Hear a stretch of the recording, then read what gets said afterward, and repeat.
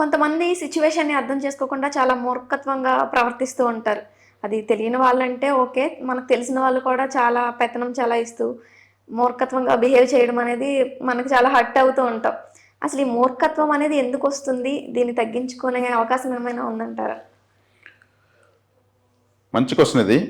ఇటువంటి క్వశ్చన్ వస్తుందని కూడా అనుకోలేదు. ఎందుకంటే మూర్ఖత్వం అనే దాని ద్వారానే మనుషులు ఎవరికి వాళ్ళ జీవితాన్ని వాళ్ళు కోల్పోతున్నారు. ఈ మూర్ఖత్వం తగ్గించుకోవాలనుకున్నప్పుడు ఉద్ధరణాత్మన ఆత్మానం, ఎవరిని వాళ్ళు ఉద్ధరించుకోవాలి. ఇప్పుడు ఎవరు చెప్పినా ఎవరు వినే పరిస్థితులు లేవు. ఒకప్పుడు ఉమ్మడి కుటుంబాలు ఉండేవి. ఉమ్మడి కుటుంబాలు ఉన్నప్పుడు ఇంటి పెద్ద చెప్తే ఇంట్లో 40 మంది వినేవాళ్ళు.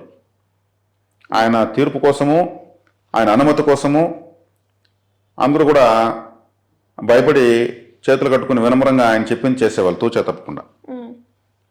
అంటే అప్పుడు ఎంత క్రమశిక్షణ ఉంది. ఆయన కూడా అంత విజ్ఞతతో అంత జ్ఞానంతో ఉండేవాడు. మూర్ఖత్వానికి తావు లేకుండా ఆ కుటుంబంలో ఉండేది. ఇప్పుడు అటువంటి కుటుంబాలు లేవు, విచ్ఛిన్నమైపోయినాయి. 2, 3, 4 తప్పితే కుటుంబాలు లేవు. అక్కడ వాళ్ళు కూడా కలిసిమెలిసి బతకలేకపోతున్నారు. ఉమ్మడి కుటుంబాలు ఇప్పుడు లేవు. పెళ్ళవగానే 6 నెలలకే అత్తమామలు వేధించడమా లేదా వాళ్ళని వీళ్ళు వేధించడమా స్టార్ట్ అవుతుంది. వేరు కాపురాలు పెట్టుకోవడానికి వెళ్ళిపోతున్నారు. అంటే ఓ పట్టుమని 10 మంది కూడా కలిసి బతకలేని పరిస్థితుల్లోకి వచ్చేసారు. దీన్ని మూర్ఖత్వం అని చెప్పచ్చు. ఓకే. మరి పెద్దలు ప్రాచీన కాలంలో ఒక పూటకి 40 మంది తింటున్నారంటే ఎంత వాళ్ళ పంటలు పండాలి, ఎంత వాళ్లకు ఐకమత్యం ఉండాలి, ఎంత అక్కడ దైవశక్తి ఉండాలి. ఇప్పుడు ఎంత మూర్ఖత్వం పెరిగితే కుటుంబాలు ఎంత చిన్న చిన్న వైపు సమస్యలు పెద్ద పెద్ద అయిపోతున్నాయి. ఎవరో ఒక రాజు ఉన్నాడంట. ఆ రాజు మంత్రిని పిలిచి తెలివైన మూర్ఖుని ఒకరిని పట్టుకురా అన్నాడంట. మంత్రి ఆలోచించంట, తెలివైన వాడు మళ్ళీ మూర్ఖుడు ఎట్టవుతాడు, మూర్ఖుడైతే తెలివైనడు ఎట్టవుతాడు. సరే ఇంక రాజుగారు చెప్పారు మనం చేద్దాం అని వెళ్ళాడంట. ఇతను వెతుకుతూ ఉంటే ఒక వ్యక్తి ఒక గాడిదని తోలుకుంటూ పోతూ ఆ గాడిద పైన కూర్చుని వెళ్దామని గాడిద పైన కూర్చున్నాడంట, ఒక మూట చేతిలో పెట్టుకుని. అప్పుడు గాడిద పైన మూట పెట్టి కూర్చున్నాడు. తర్వాత అతను ఆలోచించాడంట, అరే గాడిద మనల్ని మోసేది కాకుండా ఈ మూటను కూడా మోయాలని కర్మ దీనికేం వచ్చింది అని చెప్పి గాడిద పైన కూర్చుని ఈ మూట నెత్తిని పెట్టుకున్నాడంట. అంటే గాడిద మోయలేదు అనుకుంటున్నాడు అతను. ఇతను నెత్తిని పెట్టుకుని ఇతను కూర్చున్నాడు. ఇప్పుడు నా గాడిదకు నేను తప్పాను, ఈ బరువు నేను మోస్తున్నా, నన్ను గాడిద మోస్తుంది అనుకున్నాడంట.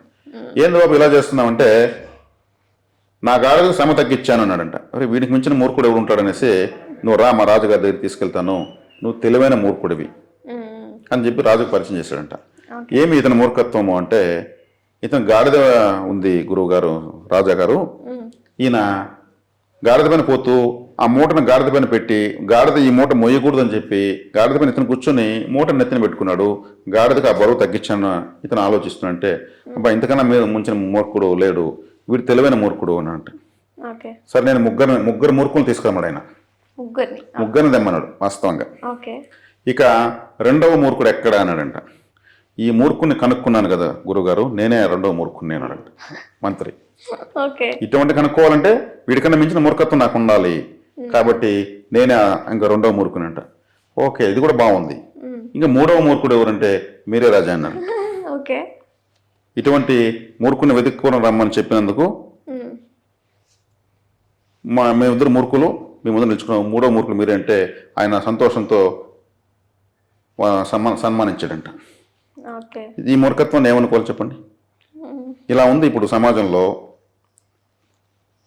అంటే తెలివిగా ప్రవర్తిస్తున్నామనుకుని మూర్ఖత్వంగా ప్రవర్తిస్తున్నారని చెప్పడం కోసం చెప్పిన మాట ఇది. అర్థమైందా? ఇంకా మనం ఎవరిని ఏమి అనలేము, ఒకరిని విమర్శించాలంటే హక్కు మనకు లేదు. కాబట్టి ఇలా మనం సోదాహరణంగా చెప్పుకోవడం జరుగుతుంది. కాబట్టి ఈ మూర్ఖత్వం అనేది ఎవరికొరు ఆలోచించుకొని, ఎవరు అధికులు కాదు, అందరికీ అన్నీ తెలియవు. ఇప్పుడు ఒక వ్యక్తికి కొన్ని విషయాలు తెలిస్తే ఆయన తెలియని విషయాలు ఎన్నో ఉంటాయి. పూర్తిగా అన్నీ తెలుసుకుని ఎవరు చనిపోరు. ఈ జన్మ చాలా చిన్నది. ఈ జన్మ చిన్నదని ఎలా చెప్పగలము? ఓ 100 సంవత్సరాలు ఒక వ్యక్తి బతకాలంటే ఎక్కువ రోజులు బతికినట్టే కదా. 100 సంవత్సరాలు చాలా చిన్న జీవితం, అల్పమైన జీవితం అంటారు. ఎలా చెప్పమంటారా? చెప్పండి. 50 సంవత్సరాలు నిద్రపుడుస్తారా? 50 సంవత్సరాలు నిద్రపోతాడు. అర్ధ జీవితం నిద్రకుంది, మిగిలిన 50 సంవత్సరాలు ఉంది. ఆ 50 సంవత్సరాలు ఇంకొక 20 సంవత్సరాలు వీళ్ళు పనులు తోమడానికి, టిఫిన్ చేయడానికి, ఇట్లా లెక్కేసి ఇంకొక 20 సంవత్సరాలు అనవసర పనులకు వెళ్ళిపోతుంది. ఇంకొక 20 సంవత్సరాలే వీళ్ళకు చేతుకుండేది. అదే 100 సంవత్సరాలు బతికితే, 60 సంవత్సరాలు బతికితే 15 ఇయర్స్ వర్కింగ్ అవర్స్. మరి వీళ్ళు సాధించేది ఎప్పుడు సాధించాలి? కాబట్టి సూక్ష్మంగా ఆలోచిస్తే జ్ఞానంగా బతకచ్చు. ఓకే. సూక్ష్మంగా ఆలోచించకపోతే మూర్ఖంగా ఈ జన్మ వృధా అయిపోతుంది. గడిచిన క్షణము, విడిచిన బాణము, ఒలికిన పాలు, నోట జారిన మాట తిరిగి రావు. గడిచిన క్షణాన్ని దేవుడు కూడా ఎనికి తేలాడు. ఓకే. మన వాళ్ళు టైం ట్రావెల్ అంటున్నారు కానీ పేరు పెట్టుకున్నారు కానీ టైంతో ఎవరు ట్రావెల్ చేయలేరు. అది అసాధ్యం. దాని ఫార్ములా కనుక్కున్నా అసాధ్యం. నేల కొరిగిన పాటని ఎవరు మళ్ళీ పైకి తీసుకోగలరు? కాబట్టి కాలం విలువైంది. ఈ కాలాన్ని ఎలా ఒడిసి పట్టుకొని దాన్ని మనం ఉపయోగించుకోగలిగితే అది మనకు చాలా విజ్ఞానంగా ఉంటుంది. లేదంటే మనం మూర్ఖంగా ఎంతో కాలాన్ని కోల్పోతున్నాం. ఓకే. ఇప్పుడు ఒక వ్యక్తి 40 సంవత్సరాలు అంటే 40 ఇయర్స్ క్యాలెండరు అతనికి జర్నీ అయిపోయింది. ఇతను ఇంకా కష్టాలే చెప్పుకుంటూ ఉంటాడు. అప్పులు తిప్పలు అన్నీ చెప్పుకుంటూ ఉంటాడు. అంటే ఆ 40 సంవత్సరాలు అతను వృధా చేసినట్టే కదా లెక్క. కాబట్టి కాస్త సూక్ష్మంగా విజ్ఞానంగా ఆలోచించే విధానాన్ని అలవర్చుకుంటే మనకు ఇంకా రాబోయే కాలం కూడా మనకు ఉపయోగకరంగా ఉంటుంది. లేదంటే మనకే అనిపిస్తుంది మనం ఎంత మూర్ఖంగా ఉన్నాం అనిపిస్తుంది. కాలాన్ని వృధా చేయడమే ఒక మూర్ఖత్వం. ఇప్పుడు ఒక వ్యక్తికి ఒక నష్టం జరిగింది, అది డబ్బులు కట్టించాలంటే కట్టించేయచ్చు. కానీ ఆ వ్యక్తి నా డబ్బు నాకొద్దు, నాకు టైం వేస్ట్ అయింది కదా, వేస్ట్ అయిన టైం కట్టేయనంటే కట్టిస్తారా? ఒక వ్యక్తి యొక్క టైము సమయాన్ని వృధా చేసాం అనుకుందాం. నా సమయం నాకు ఏదైతే వృధా జరిగిందో దాన్నే కట్టివు. నా సమయం గంట సమయం వేస్ట్ చేసావు, ఆ గంట నాకు కట్టివంటే వెనక్కి తెచ్చివ్వంటే తెచ్చివ్వగలమా? అది విలువైనటువంటిది. కాలం విలువైంది అనేది కదే. దాన్ని దుర్వినియోగం చేస్తూ వస్తే దానంత తప్పు ఇంకొకటి లేదు. కాలాన్ని సమయాన్ని దుర్వినియోగం చేసేవాడు ఇంకా ఉదాహరణ మనం చెప్పలేం. కాబట్టి జీవితాన్ని వృధా చేసుకోకు అంటంలో భాగంలో ఇదే. చెడిపోవద్దు, దురలవాట్లు పెంచుకోవద్దు, చక్కగా ఏదైనా చేసుకుని బతుకు.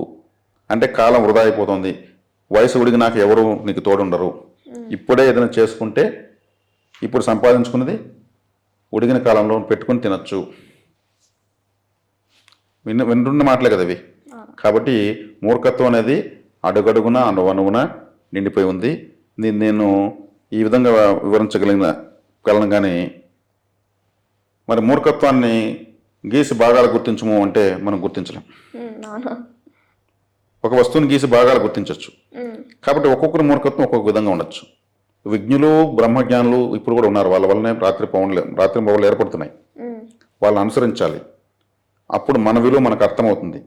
మన జీవితాన్ని తెరిచి చూపిస్తారు వాళ్ళు, ఇలా ఆలోచించిన ఆయన అని. మన మూర్ఖత్వం పోగొట్టుకోము. అందుకే ప్రవచనాలు వినాలనేది, పురాణాలు చదవాలనేది. అవి చదవడం వల్ల మనలో మూర్ఖత్వం అలా గబ్బిలలాగా ఎగిరి దూరం వెళ్ళిపోతుంది. కాబట్టి మూర్ఖత్వానికి మనము ఓటేసి వేయాలన్నా లేదు మనం ఇంకా దేని వైపు ప్రయాణించాలనేది మనం కొంచెం సూక్ష్మంగా ఆలోచించే విధానంతో ప్రయాణిస్తే మన జీవితంలో మనము జెండా ఎగురవేయచ్చు. అంతవరకు నేను చెప్పగలను. ఓకే గురుగారు, చాలా చక్కటి మోటివేషన్లా ఉన్నాయి మాకు ఇవన్నీ. Thank you so much. Thank you.